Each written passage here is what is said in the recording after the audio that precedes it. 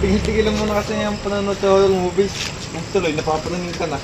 Ano ba kasi ginagawa mo dito? Ba't mo ako sinusundan? Di ba may group report tayo? Pakasabi mo walang tao sa inyo, tsaka tahimik doon. Oo nga, ako lang tao sa bahay. Wala sinama mo. Wala sinama mo dito, bukas pa ang uwi, pumunta kay na tita. Di tama-tama, masasolo kita. Ano ba? Lumayo ka nga sa akin, kadiri ka. Saka groupings yun. Kailangan kasama yung iba. Di ba sabi mo walang tao sa inyo? Oo, bakit? Tingnan mo yun.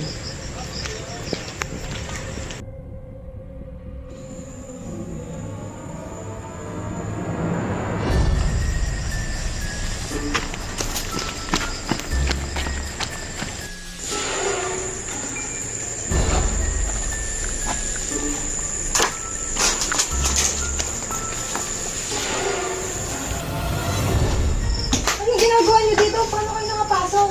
Uy, gumising ka nga dyan. Iniintay ka. Nakita kasi namin bukas yung pinto. So, pumasok na kami. Saka diba may report tayo, kaya andito kami ngayon. Tamang-tama, nandito ka na kasama mo din pala si JM. Kompleto na tayo. Ano pa natin magagawa tong report na to? Eh di ba nga wala tayong makuha ang sagot sa Google o libro? Sige, magluluto muna ako ng hapunan.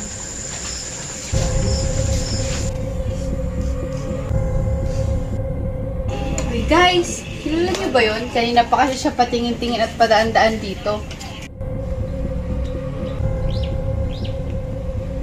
Hindi siya lubos na kilala, pero sabi, isa daw siyang guro, isang magaling na guro. At matagal na daw siyang naninirahan dito. Mukha lang daw siyang bata, pero ang totoo matanda na daw talaga. Bakit kaya hindi tayo humingi ng tulong sa kanya? Mukha namang matutulungan niya tayo sa report natin eh. Baliw ka ba? Paano kung saktan tayo nun? Eh, hindi nga natin yung kalala, di ba? Mukha nang mabait si kuya. Nagbabaka sakali lang naman tayo. Oo nga. Saka kailangan na din matapos sagot to. Kung hindi babagsak din tayong lahat.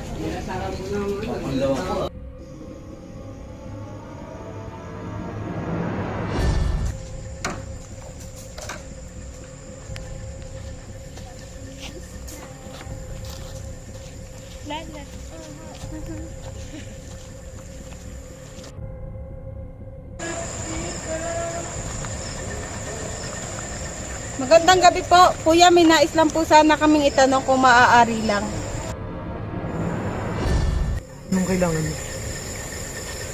Ito po kuya, may report po sana kami, baka po matulungan niyo po kami. Dati ko na rin ito na ituro sa pare. Noong mga panahon nagtuturo pa. So, matutulungan niyo po kami? Hindi kayo. Sumunod kayo sa akin.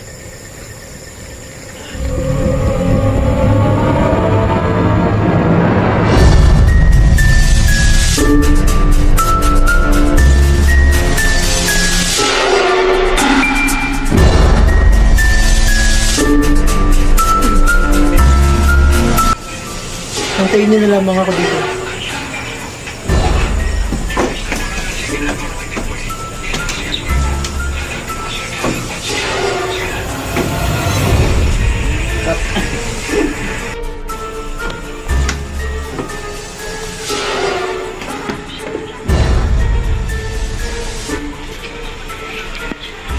Ito na lamang ang natitirang bakal ito sa ipakilya. Hindi ko ito maaaring ibigay sa inyo kung kahit makinig na lamang kayo. Checking credit worthiness and evaluation. Checking credit worthiness and evaluation. Today's credit investigator has an easier task because over the years, sources of credit information have steadily increased. Such growth was based on the relationship of mutual confidence and respect between and among men and customers. Primary importance in the development of these relationships, which has been the first and cardinal principle in the exchange of credit information, which are the absolute respect for the confidential nature of inquiries and replies, identity of inquiries and sources. It might be more accurate to refer to the customer credit department relationship as in trust rather than a confidential relationship.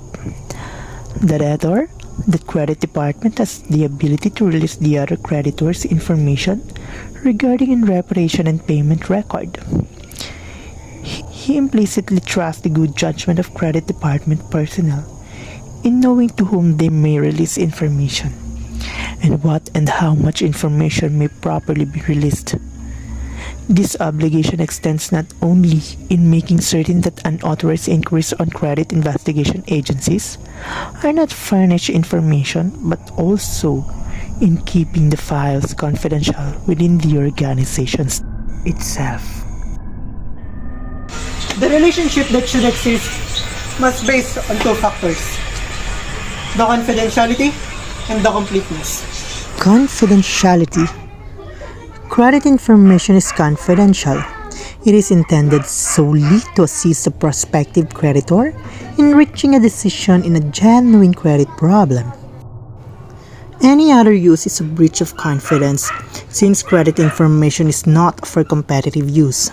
Likewise, the source of credit information and the identity of a credit inquirer is confidential. When we say confidential, it is the information that is confidential is meant to be kept secret or private. So meaning to say, all the informations na makukuha mo bilang credit investigators sa mga credit inquirer ay dapat namamagitan lamang sa iyo at sa kausap mo. It must always be remembered that exceptions should only be by permission and that a betrayal of confidence invites a denial of future inquiry.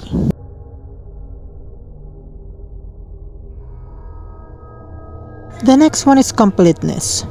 An inquiry should clearly describe the subject, state its object and scope, and show that it is made responsibly. Thus, names and address of the subject should be completely and correctly stated. Sa parting ito naman, dapat yung mga credit inquirer ay nagbibigay ng clear and complete statement about the subjects, about sa kanilang names and address. So dapat totoo at kompleto. The reason and the amount involved are essential, and the identity of the inquirer should be established in letter of inquiries, including firms by manual signatures and not merely by facsimile signatures. These details, when seeking information, impart a sense of confidence and the source of information and may well result in a more complete reply. It is also imperative that replies to credit inquiries should be made promptly and be adequate for the inquiry. Among other things, they should contain the identity of the inquirer, relationship with the subject, and the completeness of the reply, which should be as whole as the circumstances or situation provides. Bilang isang credit investigator, dapat sinisiguro mo na ang mga impormasyong makukuha mo ay dapat confidential at kompleto. May 12 Code of Credit Information Exchange. Number 1. 1.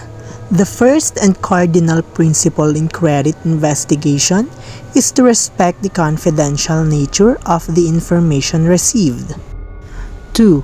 The name of the inquirer in whose behalf the inquiry is made should not be disclosed without permission. 3. In answering inquiries, the source of the information should not be disclosed without permission. 4. Any betrayal of confidence stops the offender unworthy of future consideration. 5. Each letter of inquiry should indicate specifically the object and scope of the inquiry. 6. When more than one inquiry on the same subject is sent simultaneously to banks, it should be indicated that information from their own files is insufficient as other checkings are being made. 7. All letters, including from letters, should bear the manual signature of the inquirer to establish responsibility. 8.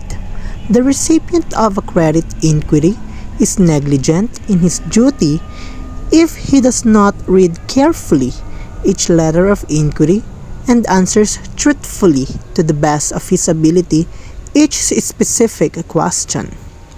9.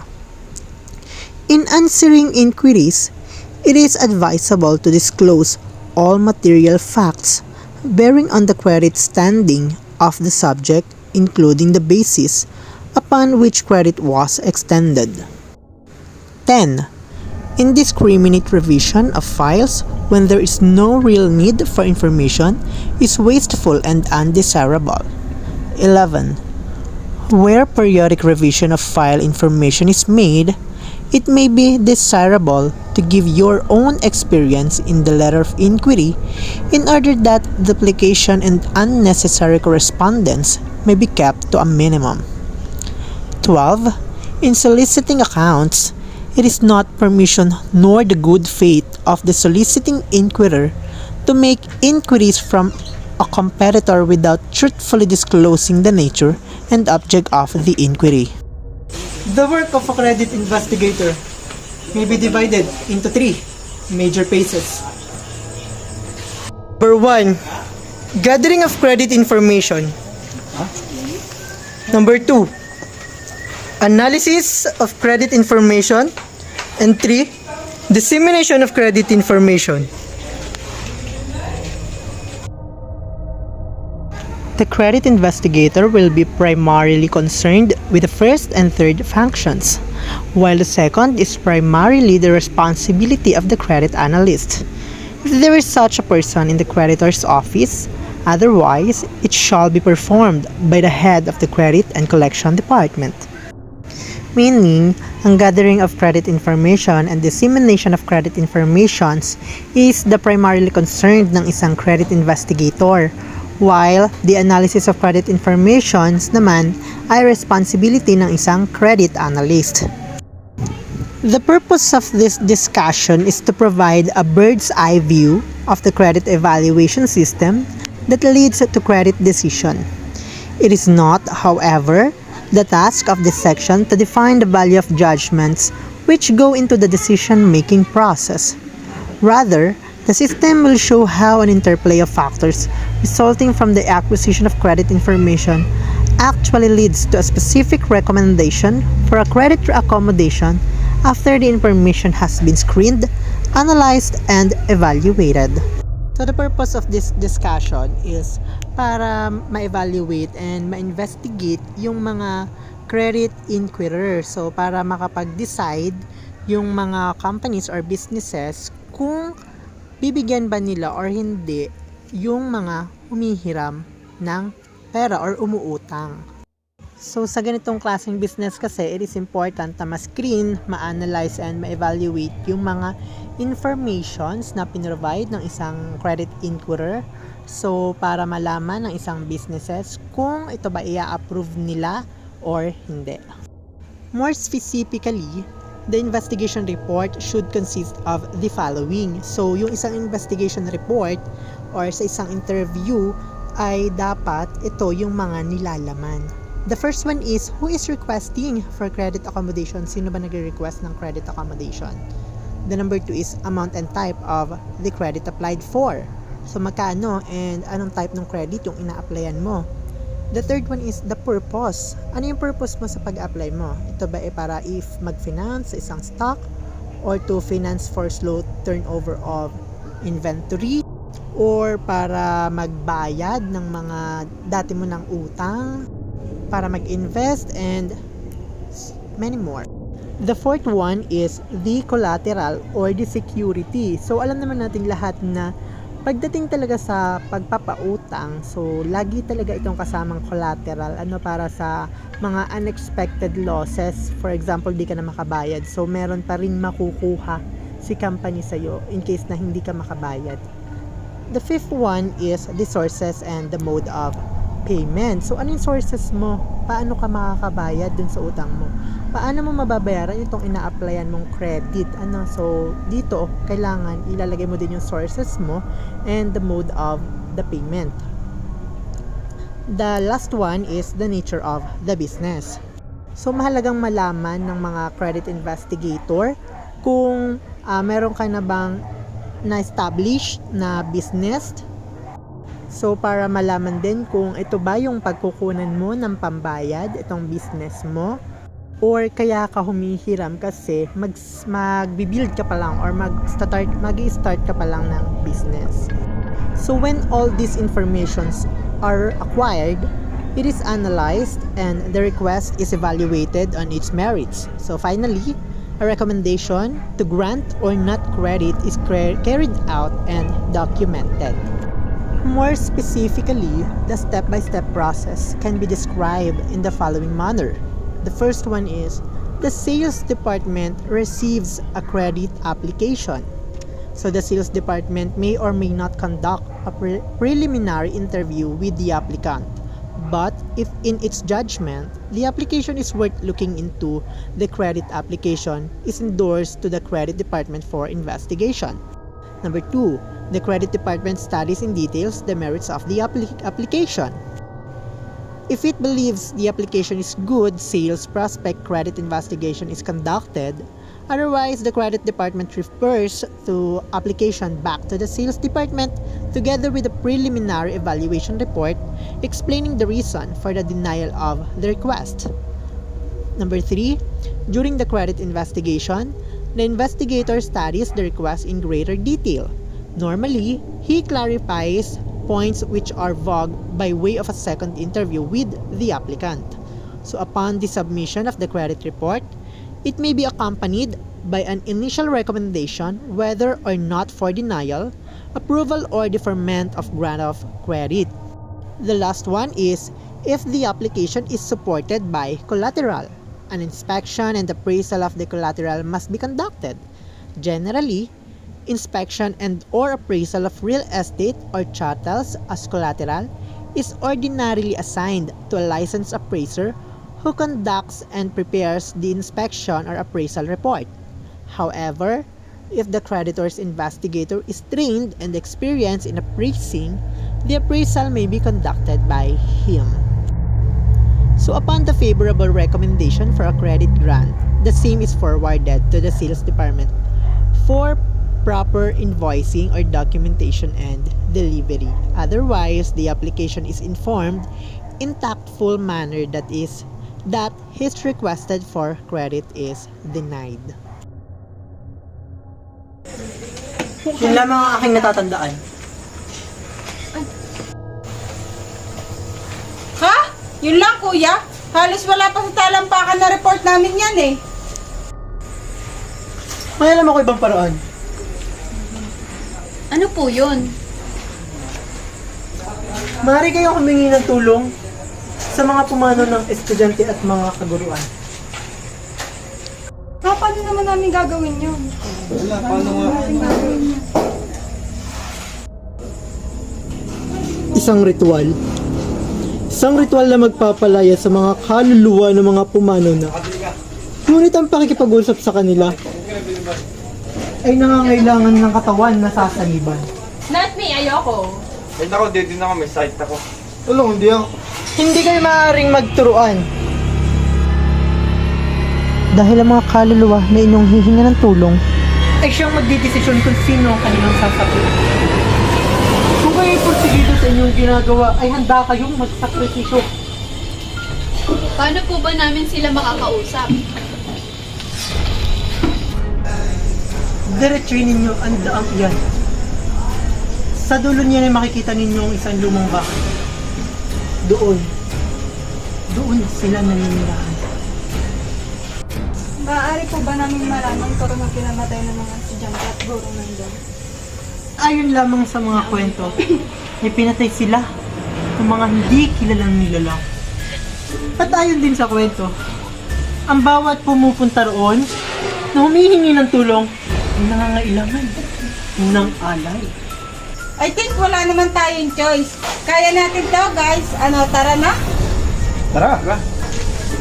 Mauna na po kami kuya. Maraming salamat po.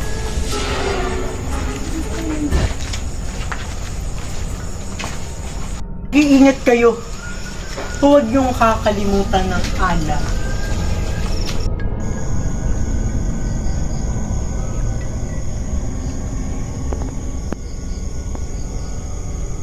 Alam nyo guys, pumunta kayo tumuloy. Sumang kutob ko. Tatakot ka ba? Kung tatakot ka, umuwi ka na lang. Ano ba kayo? Andito na tayo oh. Tsaka malapit na nating matapos yung report na to. Tsaka sabi naman nung lalaki, may masasapian lang sa atin. Wala naman sinabing may masasaktan. Ang alay? Ano bang alay ang ibig niya sabihin? Tamang-tama, may dala akong tinapay dito. Pwede na siguro to. Mukha bang kumakain ng tinapay ang patay? Kung yung bantay pa sa lamay, yun ang matakot sa tinapay. Pinigil na nga kayo, puro kayo biro.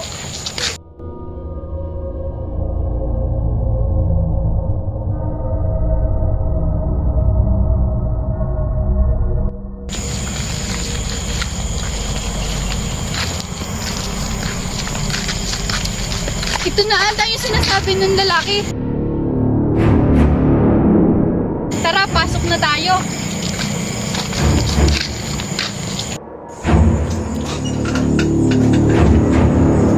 Tim?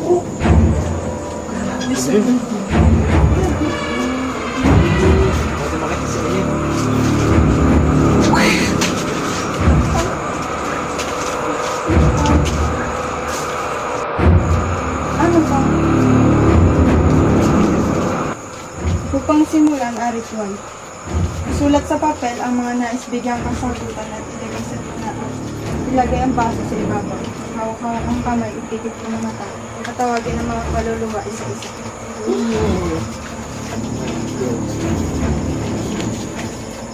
Una tayo simulan ang ritual.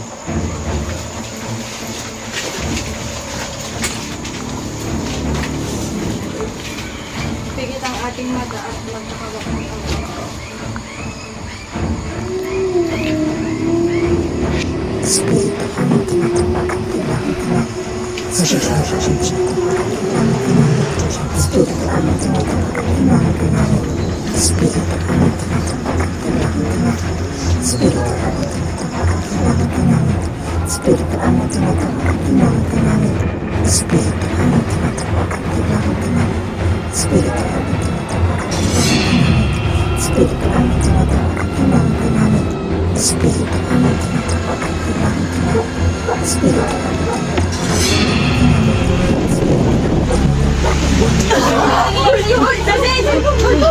Ano yan sa'yo, hoy? Hoy! Sino bang nasa katawan ni Cecil? Matulungan mo kami! Hoy! Uy, Cecil! Cecil! Hoy! Hoy! Hoy! Sino bang nasa katawan ni Cecil? Tulungan mo kami! Tutulungan ko kayo pagkatapos ay umalis na kayo. Hoy! Hoy! Hoy! Hoy! Cecil! Hoy! Hoy! Hoy! Naaalala ko pa ito. Let me discuss first what is credit. So credit is a part of our financial power.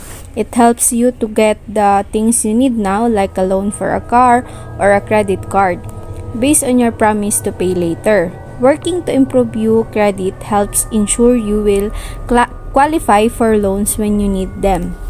So I will discuss the elements of credit. First is trust and confidence. Trustworthiness and creditworthiness are used interchangeably by credit and collection practitioners. Trustworthiness implies confidence in the debtor's integrity and his ability to pay the loan or credit on the date stipulated and according to the terms agreed upon. It is not always correct to equate trust with material wealth, social standing, or reputation, since trust and confidence are gained from personal knowledge of the debtor and his background. Next element of credit is risk. When we say risk, this element can cause a creditor sleepless nights, especially when he begins having second thoughts about his decision to extend credit. Credit granting is a risk. The risk increases proportionately to the size of the credit applied for. A creditor, therefore, has to weigh very carefully all the risks involved in credit extension of any amount, especially large one. all creditors follow their own guidelines for determining the risk factor or degree of risk of a prospective debtors. So, madaming risk na pwedeng ma-experience kung ikaw ay isang creditor. That is why the creditor need to follow their rules or guidelines for them to determine risk factor. The recent political, economic, and financial instability have increased the number of risk factors a creditor must take into account in reaching at a credit decision, know them, and provide safeguards. The analysis of credit risk always involve 5 factors where are as follows. 1 is personal factor, next is performance factor, 3rd, economic factor, 4th, risk factor, and the last one is security factor.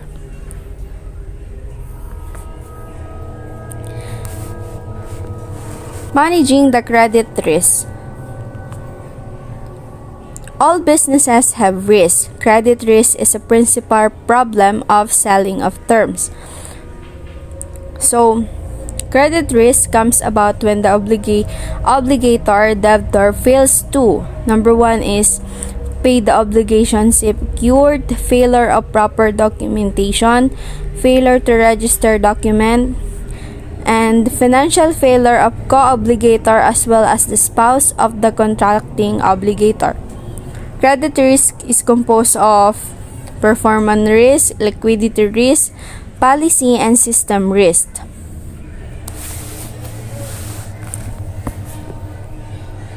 Discerning, prudent assessment of the debtors and co-debtors' financial management quality is the most important aspect in arriving at a credit decision.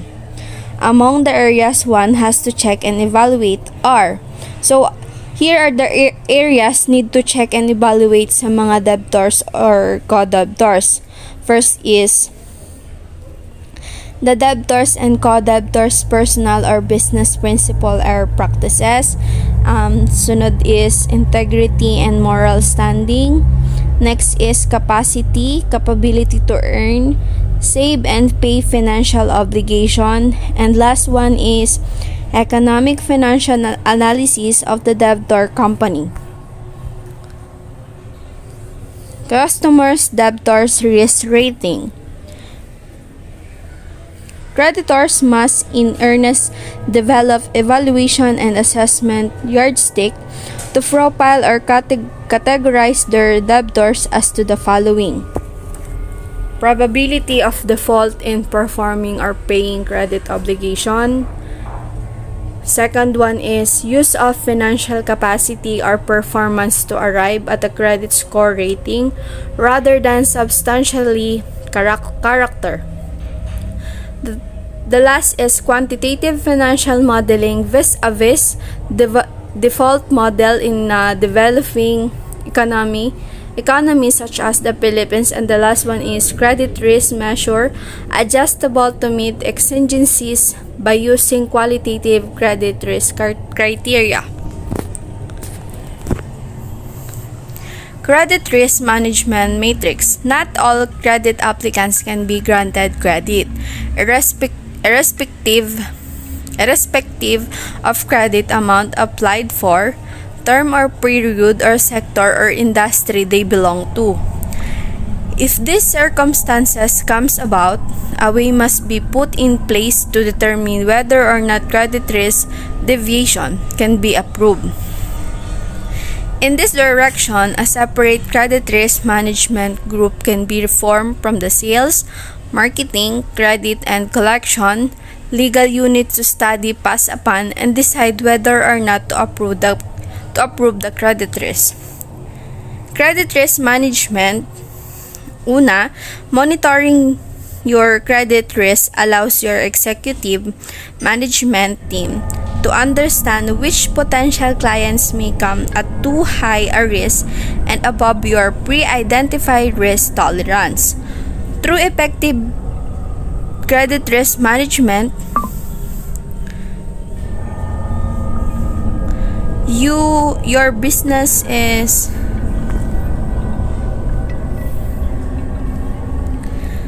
Through effective credit risk management, your business is able to greatly improve overall performance and secure competitive advantage. The third element of credit is period or term of payment. Period or term of payment refers to the length of time within which the debtor, with the agreement of the creditor, must pay the credit, whether this credit be in money, goods, or services. Compliance with the terms of payment is important to the debtor, as this will affect his credit standing or credit rating with his creditor. A good creditor standing goes a long way ensuring further loan or credit for a prospective debtor. Ang pagsunod with the terms of payment ay mahalaga sa mga debtor na pwede maging sanhi ng magandang credit standing or credit rating with his creditor. The last element of credit is exchange of value. For a credit transaction to have meaning and attain its purposes, there must be a positive exchange of value, temporal and or moral. Otherwise, the purpose of the credit granted will be meaningless, doomed for collection. Cecil!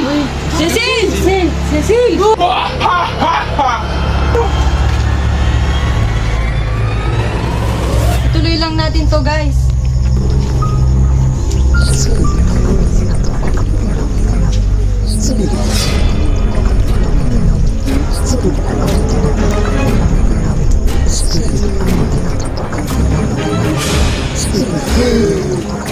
Bernard! Uy! Bernard! Uy, Bernard!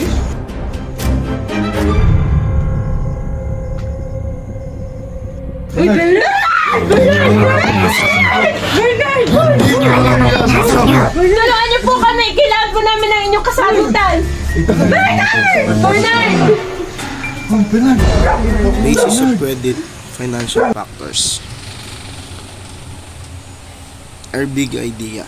It is ordinary human nature not to extend credit to one whom we do not know, or that this attitude is to be found among business enterprises. Number 1. Character. Character to a credit applicant comprises his inherent integrity and personal character.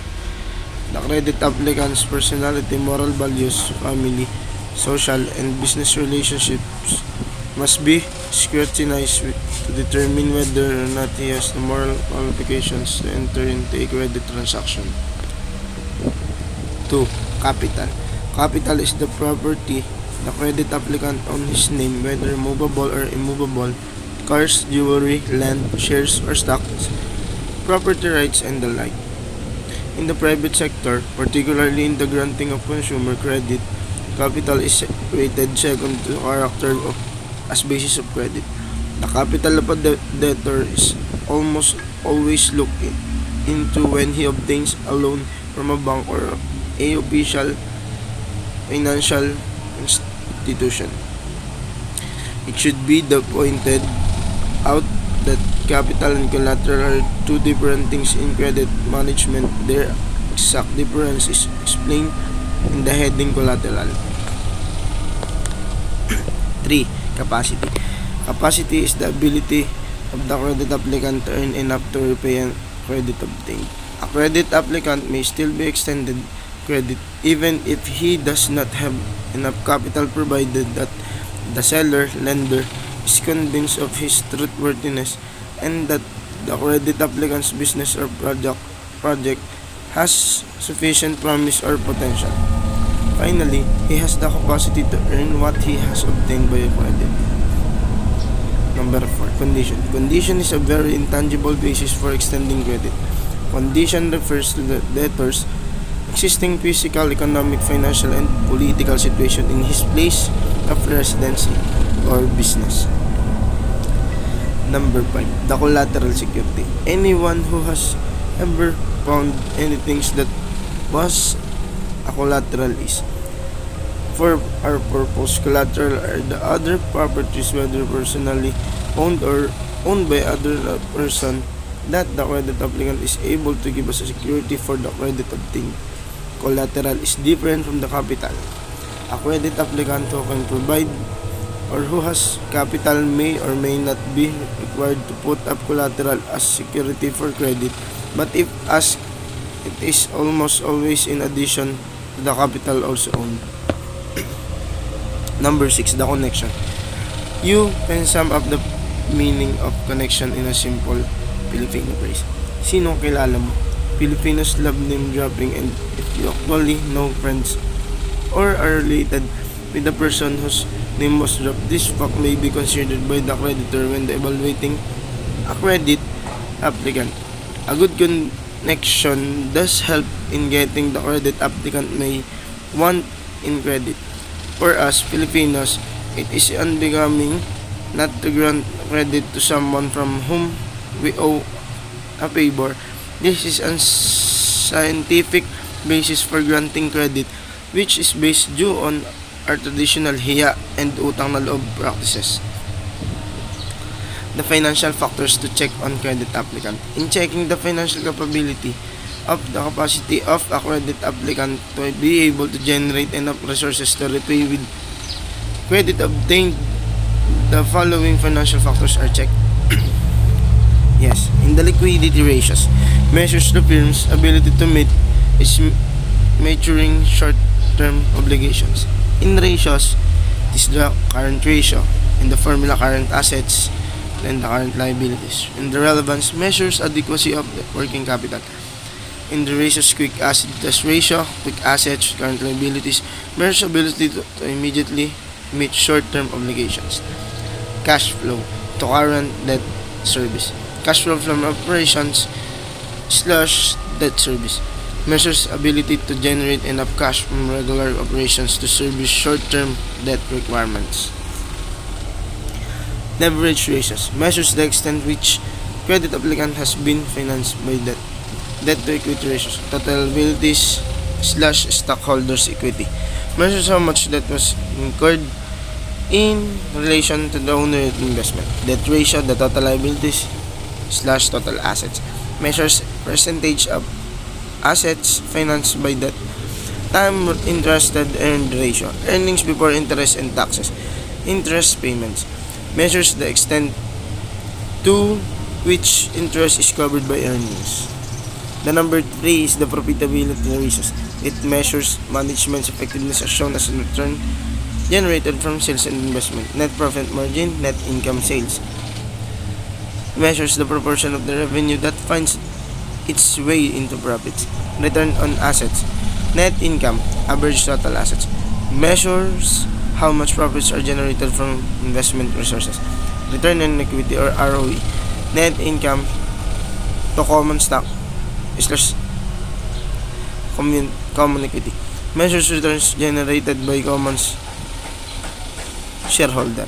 Earnings per share. Net income to common stock. The number of outstanding common shares. Determines earning generated of common stock. The number 4, the efficiency ratios. Measures efficient and effective is the credit applicant in using its resources.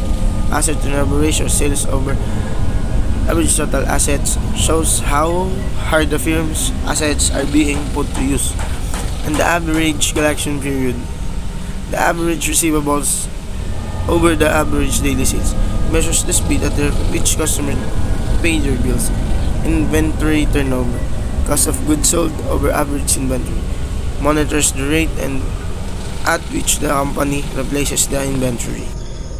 Hindi mo na ito na-report pa. Hindi mo na ako nabigyan ng pagkakataon. Bakit? Bernard! Ano po ba nangyari? Bernard!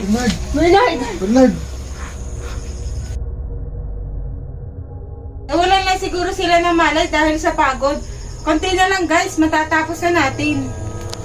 Tingnan na natin to guys. Natatakot ka na ba, JM? Pakunti pa lang impormasyon na nakukuha natin. Guys, bahala na.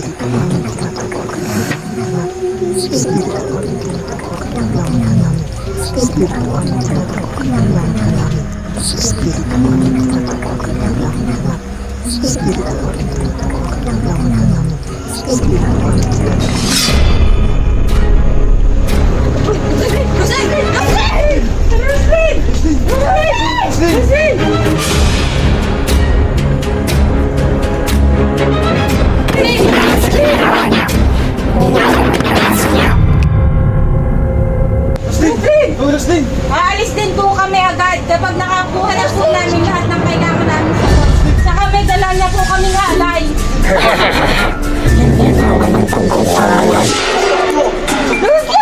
Sagot lang po ng tanong namin, naalis na po kami.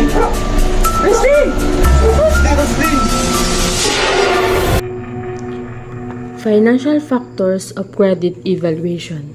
In analyzing financial performance of credit applicant, it's practical to analyze the cause and effect of the numbers in the financial statements. Remember the following guideline in the evaluation process. There is no absoluteness in life, including the financial performance of companies. Life performance is relative. 2. For every effect, there is always a cause, which may be single or multiple causes. 3. Financial cure must be directed to the cause to attain the purpose. 4. Benchmarks or standards must be established as a tool to detect credit danger signals or problems. 5. Cure must be applied with prudence, discernment, dependent on the complexity of the financial imbalance, resources, and skill available. 6. There is abnormality whether the company's performance exceeds the upper or lower quartile of industry's average in any ratio. The point assigned on the various non-financial factors to check on a credit applicant are based on the experience of U.S. creditors, the payment performance of their debtors. Necessarily, the Philippines renders use. The point they may assign on various non-financial factors they will check may vary. The credit scorecard, a tool for credit evaluation. There must be some objective, practically for creditors to personally talk and discuss with each credit applicant to be able to assess more intimately the credit applicant and arrive at generally objective credit decision, whether or not to grant credit. Generally, the result of the field credit investigation and or the salesman's assessment most often result or contribute to delinquency or worse to bad debts. Creditors must develop from its past sales or loans. Credit and collection data are the materials, relevant and pertinent objectives, profile of its customers, as well as the question to ask of the credit applicant as to their possession of the elements of credit. These are trust and confidence, the risk on the credit applicant, his business, his community, the term of payment, and various performances with creditors, any trade-off or exchange of temporal and moral values for the credit applied for or granted.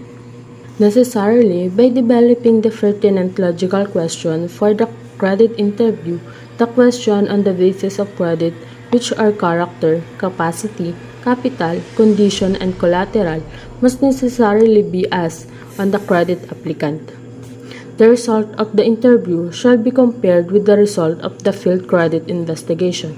In this way, there is more objectivity in the credit evaluation assessment process rather than solely relying on the customer's information, assessment, and recommendation of the salesman and result of the credit investigation. The credit scorecard is a rating system used to assess, evaluate individual credit applicants for a ordinary, short, or medium-term credit application.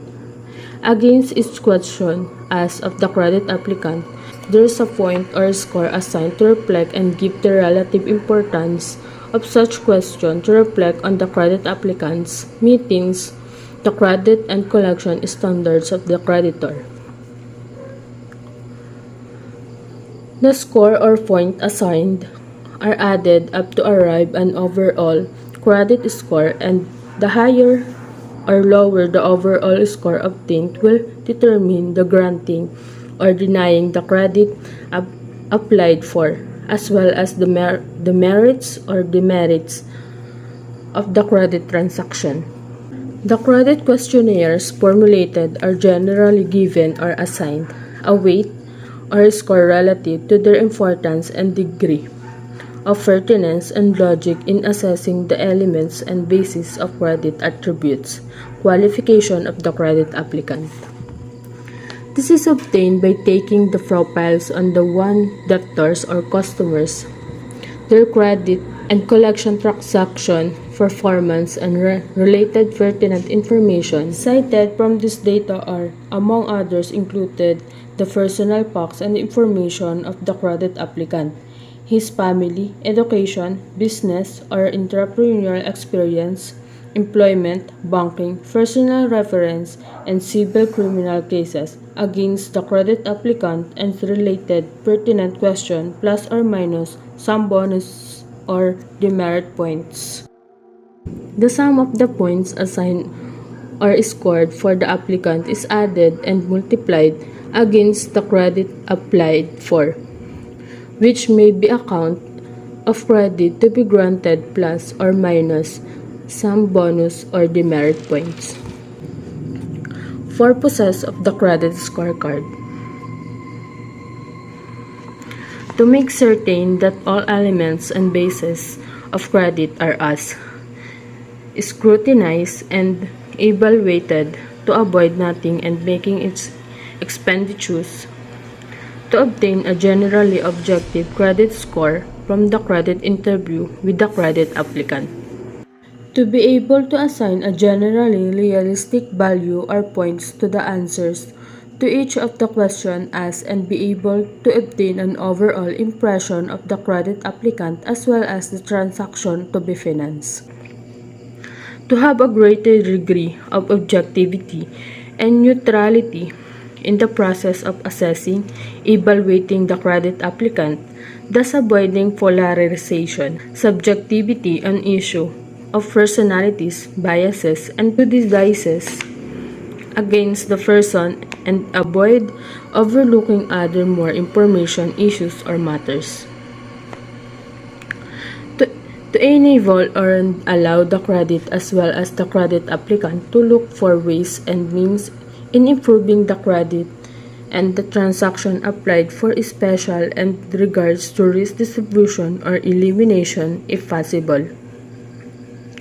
To have a standard credit evaluation yardstick for the creditman to use in improving or denying a credit.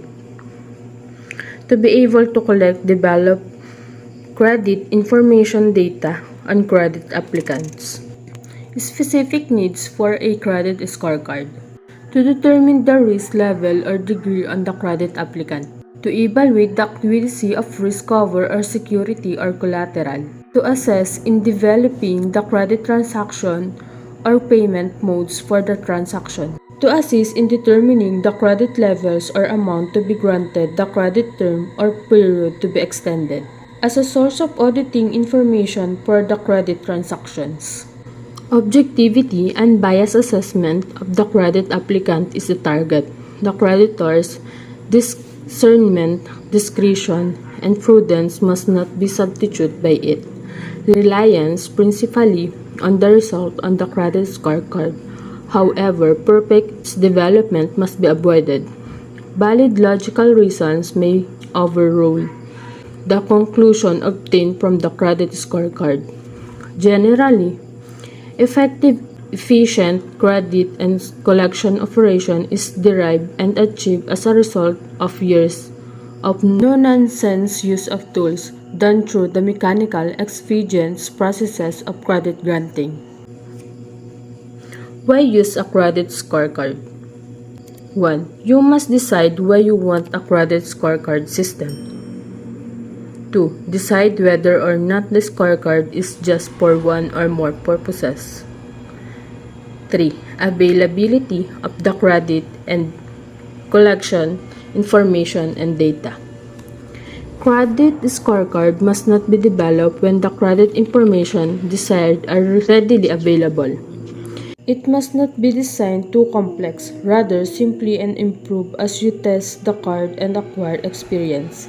It must be tested as to its effectiveness and appropriateness from the result obtained therefrom. Ayoko na!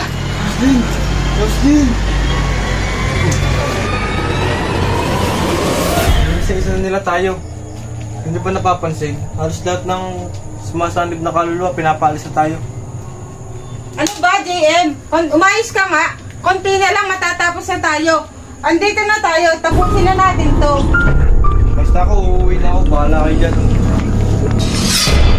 JM! Oh, JM! JM! Uy! JM!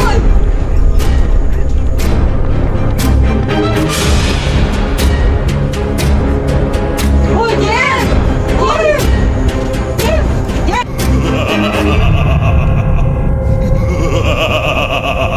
Inuman lang mo napansin, hindi pa tapos ang pagpapaliwanag. Ano ibig mong sabihin? Hayaan niyo ako magpatuloy sa mga kulang na impormasyon. Will it be manual or computerized? Simplicity of use must be the objective. The accumulation or building up of a credit database from the credit interview one of its long-term objectives. It is, when it comes to acquiring a certain credit database, it is essential to apply simplicity.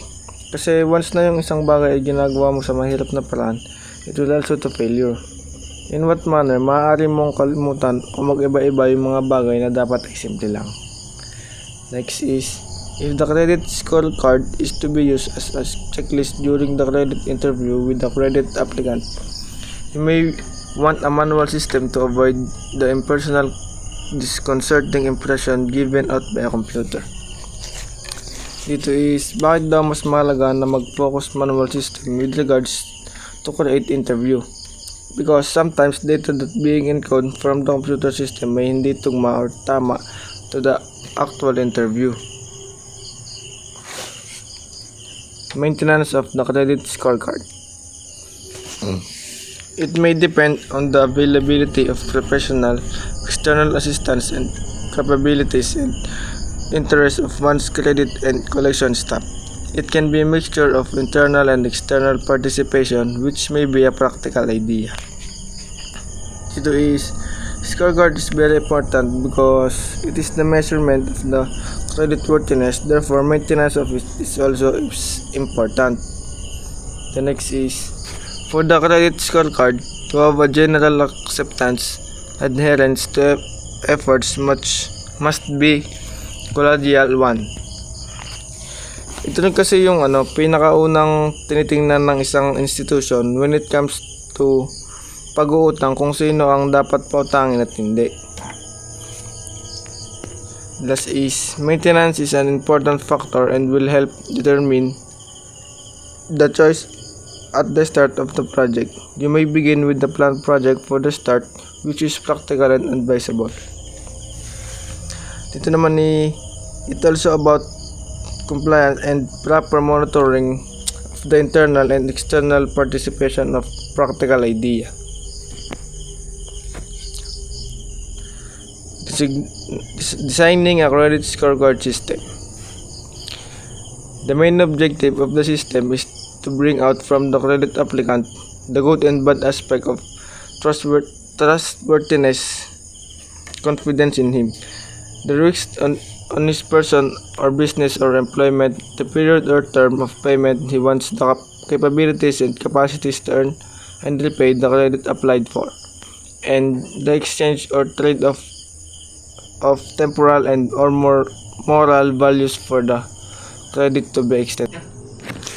Dito is, to sum it up, the designing score system, it is about the trustworthiness of applicant in the said loan and also the credit institution. Last is, the credit scoring process may not be over with just one interview. It must start with the field credit investigation of the credit applicant, followed by one or more interviews with the credit applicant in his office of creditor's office. This is to reconcile, verify information gathered in the credit investigation report piece-a-piece credit interview. Dito naman is, it is also about the allocated time of payment. Depende sa napag-usapan ni bank and ng client. It is also about risk assessment in both parties. Dito naman ay yung mga sample ng mga credit analysis questionnaire. Ang una ay credit applicant's personal background of circumstances. Next is credit legal records cases for and against the credit applicant. Next is sales credit performance projection. Next is risk factors on the person, business, and community. Next is term or period of past financial obligations with creditors. Next is security of collateral package in applicable cases. Next is exchange or trade-off of temporal and or moral values for the creditor applied for.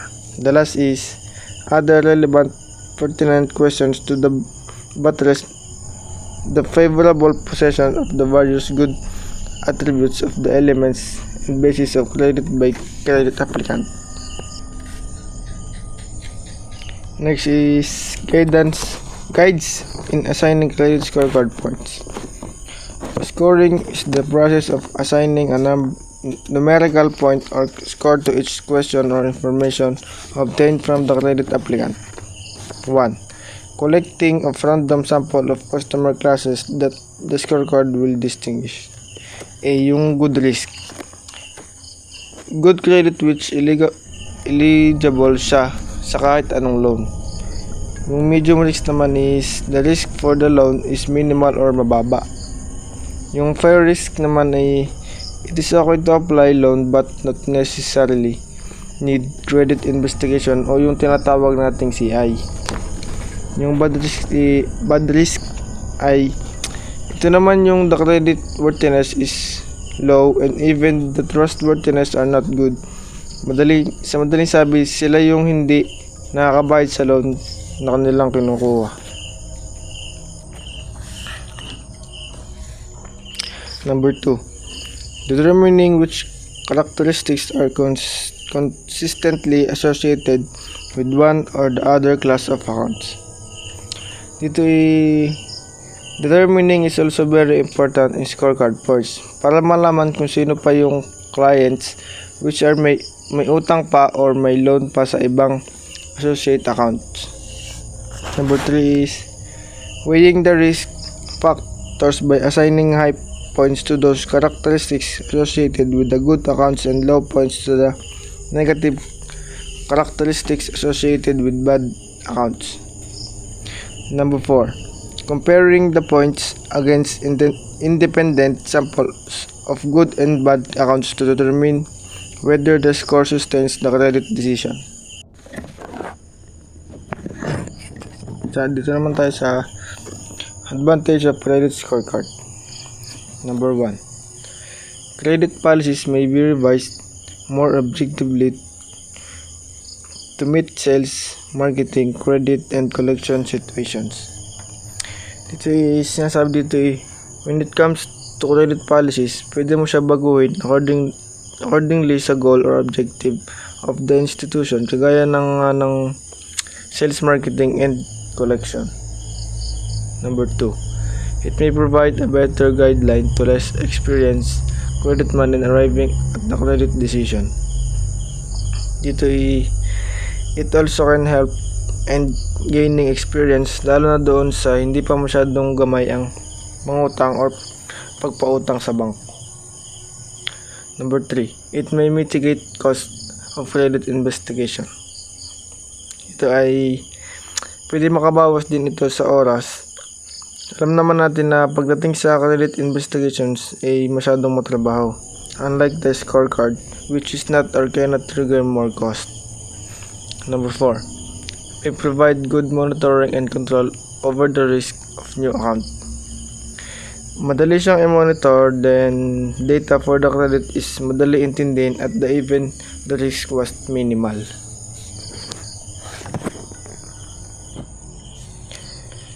Dito naman ay yung sample of credit scorecard for individual with capacity bias.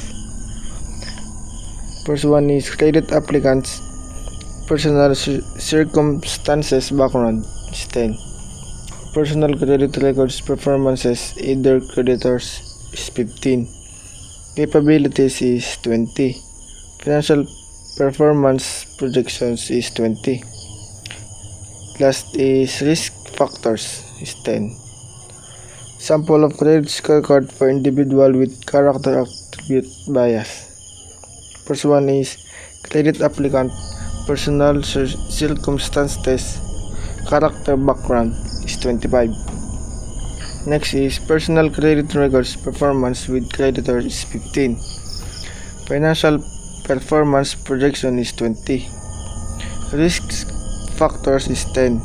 Payments or term mechanics is 15. Security package is 15.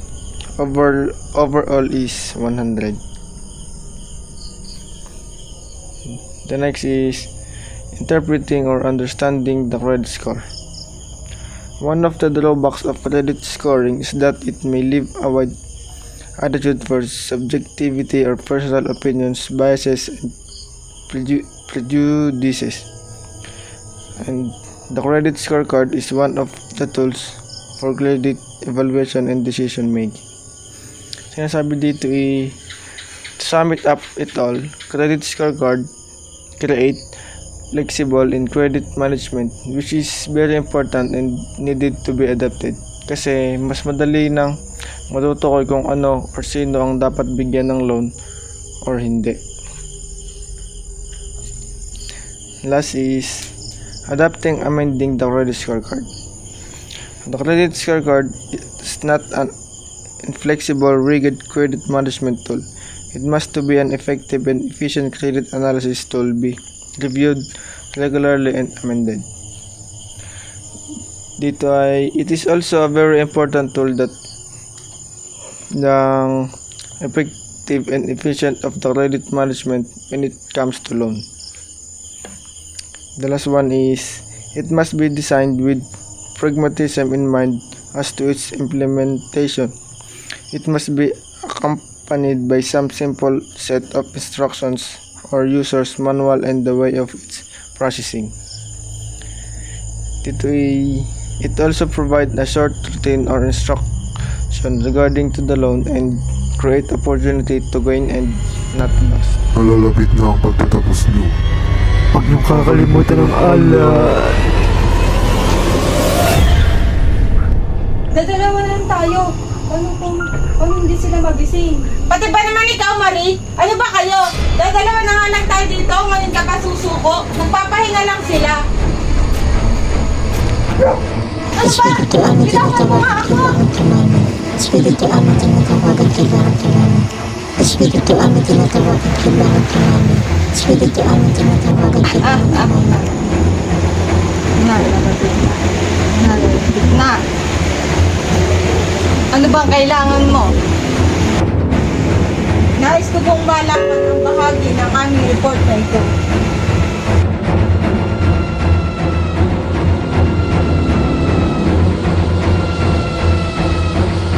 Masusunod ang Marie! Marie! Hoy, Marie! The credit equation. Factor of credit decision is judgmentally, pragmatically, rather than grammatically, reducing it into formulas. However, through the use of credit scorecards is now past being resorted by some credit grantors, particularly mass marketing and credit card companies. By means of discrimination analysis, the records of creditor from its experience identify the significant factors to distinguish bad accounts from good ones and assign weight to each such factor. Determine more or less objectivity by the degree of risk involved and by such establish a minimum acceptable risk or cut-off point with the experience of such credit scoring. It may be even possible to develop a table showing the probability of an account with a given credit score turning distress if not bad.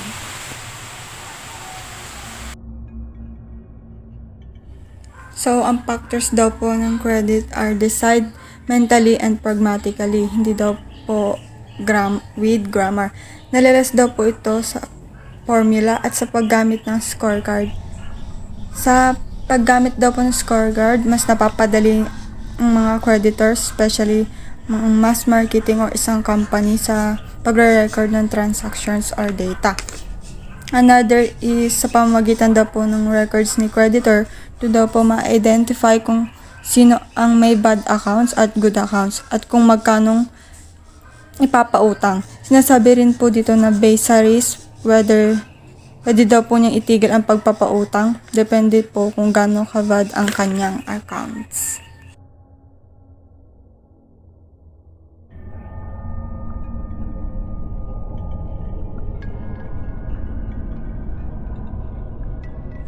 Suggested practical combination of the credit equation without attempting to reduce the equation to mathematical formula. On the presumption that normal transactions in the same combinations apply to the credit of risk of creditor, the credit equation may be as follows: credit plus capacity plus capital plus equation equals good credit.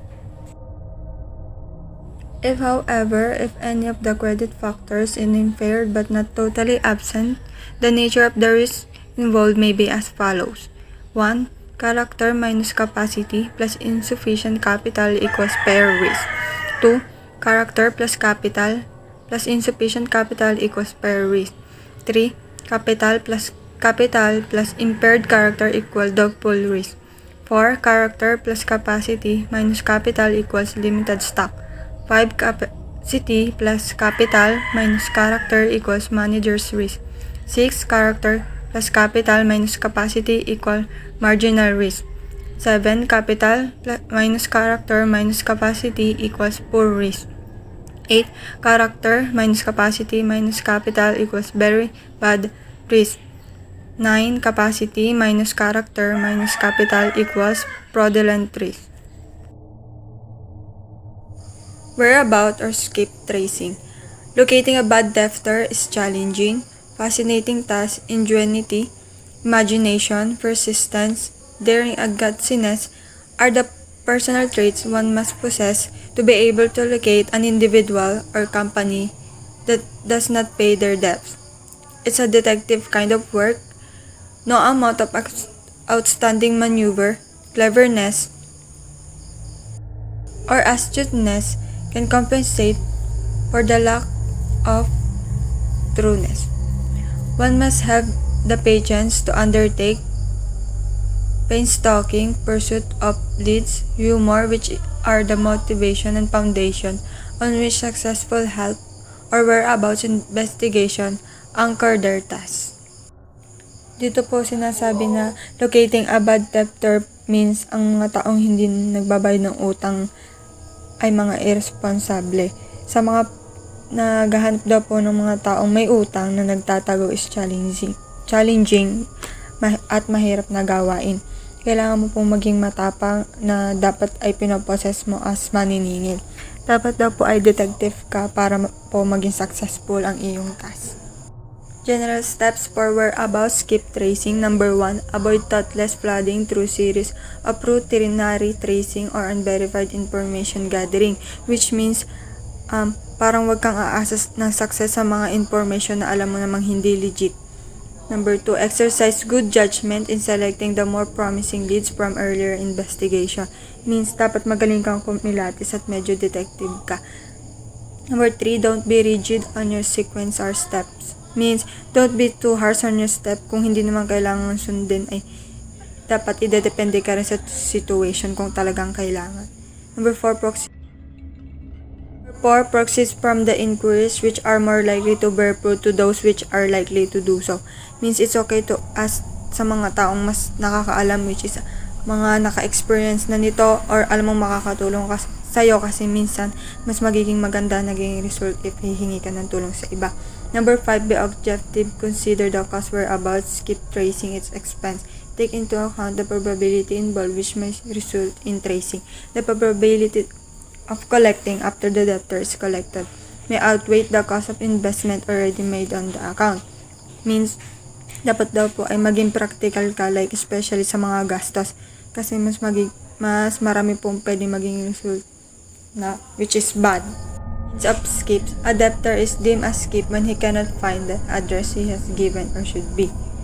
The debtor so classified may not, however, be classified writing skips or lizard, turtle, crocodile kind of debtor. In changing or moving one address to another may have forgotten to leave any forwarding address. Many may rely on someone else to take care or furnishing the forwarding address to inquiring third person. There are, however, skips and debtor who are in the first place are really deceptive, premeditated, and cunning, who never instead to pay their debts and always ignore their paying.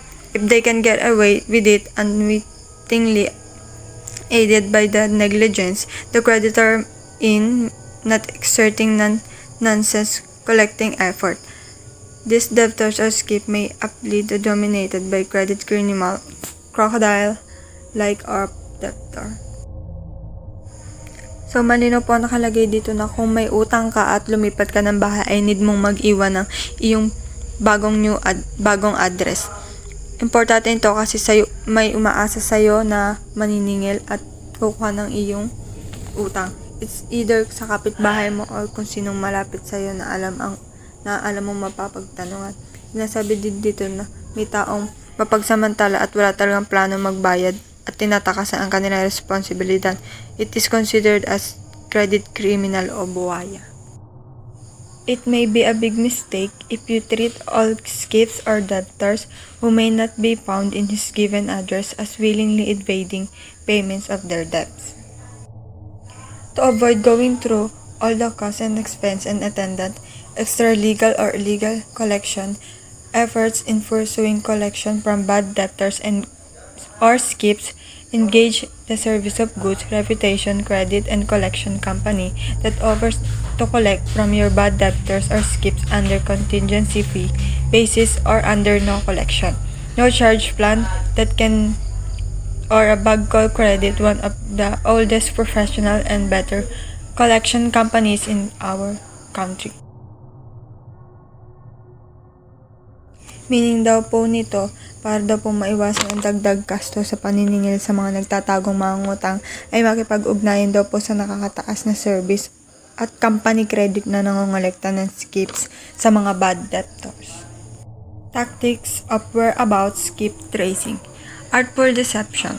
The use of subterfuge and skillful deceit is one of the tactics of whereabouts in skip tracing. The use of gimmickry is generally resorted into tracking down willing, cunning crocodile-like debtor or the credit criminal. This debtor is deliberately trying to defraud those who have reposed trust and confidence in him. He is wittingly trying to cheat in his creditor. In so doing, he wittingly used trickery, lies, and malicious machinations. He always almost covers his tracks. So, sinasabi po dito na meron daw po talagang mangungutang na magaling manling lang at magtago. Ang ganito daw pong may mga utang ay sadyang mandadaya sa kanyang pinagkakautangan. He or she is using manipulation to cover out his tracks. Under such circumstances, the experienced skip tracer must out of necessity resort to some sort of gimmickry. Otherwise, his effort might be shadow boxing or running after his own shadow. The legal and ethical aspect of such tactics may be justified in the same manner as the rational for police undercover or espionage work. In other words, under the unwritten law of instinct self-preservation, the use of generally legal gimmickry, fighting fire with fire, the skip tracer who just stayed in the trail of crocodile like a doctor is simply a waste of time, money, effort, and foolish. So, sinasabi daw po dito na pwede pong mabigyang katarungan ang nagpautang, which is pwede siyang magsumbong sa police to be equal. And yun nga po sinasabing under the written law of instinct, self-preservation, and skip tracer na nagstay lang sa paghahanap ng nagtatagong mangungutang or crocodile ay waste of time. Mari! Hoy! Buhay alay! Buhay alay! Mari! Buhay alay! Tama na! Tumakbo ka na, ayun, tumakas ka. Hindi ko kayo pwedeng iwan dito. Buhay alay, buhay ang kabayaran sa pag-inuwi. Ano pang sinasabi mo? Tumakbo ka na, ayun! Hihingi ako ng tulong. Dito lang kayo. Kuya! Tulungan mo kami yung mga kasama ko! Natapos mo ba ang ritual? Ano ba ritual ang sinasabi mo? Yung mga kasama ko kailangan ng tulong! Hindi kayo maaaring umalis. Dapat yung tapusin ang ritual. Hindi na mahalaga tong report na to. Ang kailangan ko, mailigtas sa mga kasama ko. Ano bang ginagawa mo, kuya? Bitawan mo ako! Espiritu ang tinatawagan kailangan ka namin. Espiritu ang tinatawagan.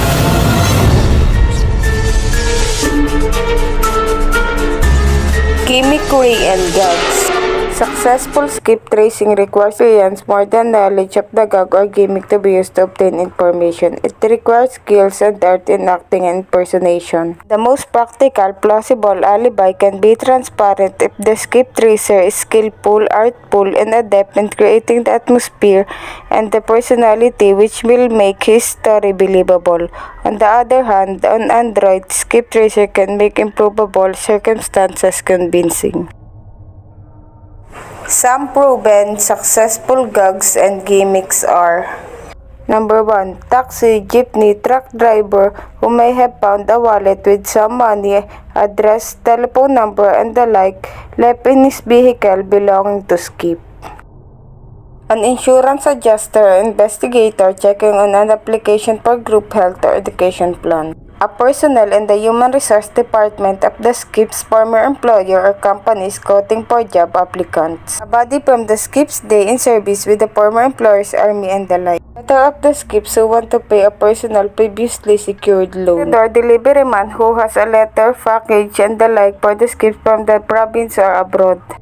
7. A childhood friend way back in the province school and the like. A direct selling salesman selling some cosmetics, clothing, shoes, and the like. A survey and research team member in the community doing some research and survey for a product or service. Dangers of gimmicking and subterfuge. It's best to use simpler and more straightforward methods unless it is absolutely necessary to resort some form of deception, gimmickry, subterfuge, skillful, and artful. Where to look for skips. Irrespective of what tactics you use in conducting the whereabouts or skip tracing, the first and foremost source of the information or from the information indicated on the credit application and the record of the account or transaction. 1. Place of employment. 2. Previous employers. 3. Trade and personal references. 4. Neighbors. 5. Landlord. 6. Credit bureau. 7. Wife, legal and common law ones. 8. Children. 9. Relative in-laws. 10. Neighborhood business or association. 11. Janitor or messenger. 12. Telephone books. 13. Town and barangay captains. 14. Former occupants in a rented dwelling or apartment. Land Transportation Office for vehicle owning skips, Assessor's Office, Register of Deeds, Utility Companies, Occupation Register.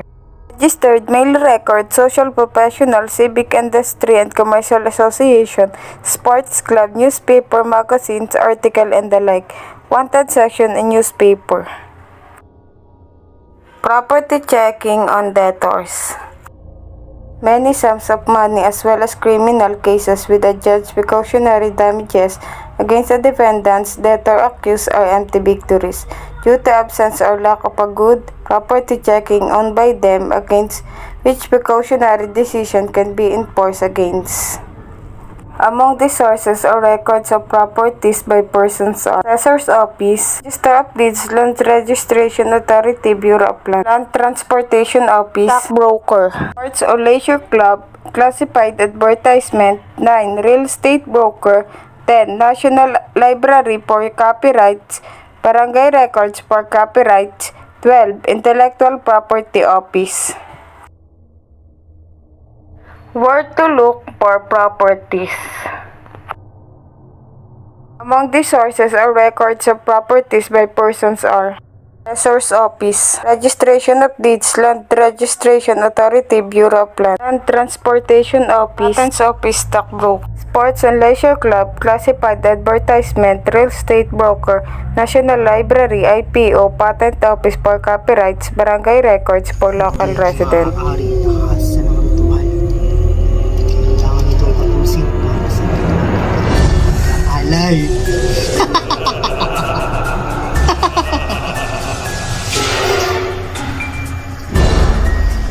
Buhay alay!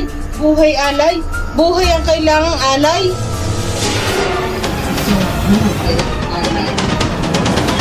Para sa aking walang hanggang kabataan!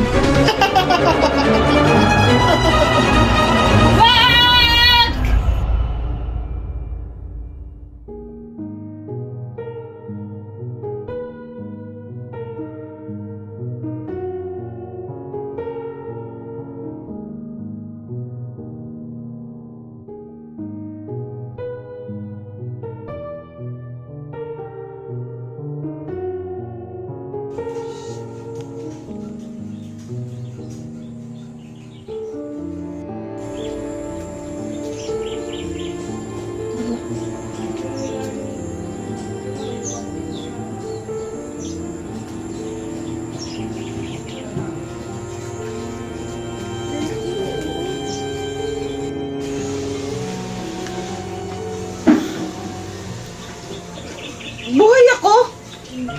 Nananaginip ba ako? Asan ang mga kasama ko? Hoy, Rochelle! Roslyn! Jen! Bernard! Gising! Hoy! Hoy! Baka na! Nangyari? Okay lang ba kayo? Ligtas tayong lahat. Umalis na tayo dito.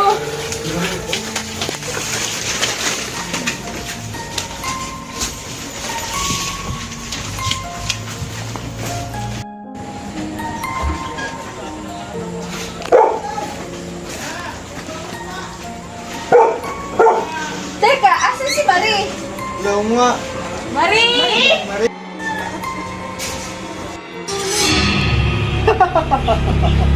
Nalimutan niyo na ata ang alay. Marie! Marie! Marie!